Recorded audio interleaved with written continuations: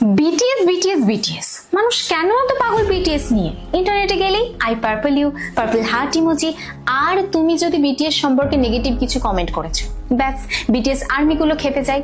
তারপর ভাবলাম এটা নিয়ে একটু জানা দরকার, কেন একটা জেনারেশন শুধুই পাগল একটা মিউজিক ব্যান্ডের জন্য। তারপর ইন্টারনেট ঘেটে আমি বিটিএস সম্পর্কে এমন কিছু ফ্যাক্ট জানলাম যেটা তোমাদেরও জানা দরকার ট্রোল করার আগে। আমরা যদি ভারতের দিকেই তাকাই, তোমরা বিটিএস আর্মিদের ডেডিকেশন দেখলে অবাক হয়ে যাবে।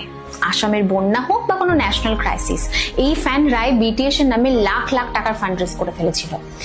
কেউ আবার বিটিএস মেম্বারদের নামে নক্ষত্র কিনছে, কেউ আবার বিটিএস মেম্বারের জন্মদিনে মুম্বাইয়ে কোটি কোটি টাকা খরচা করে বিলবোর্ড দিচ্ছে।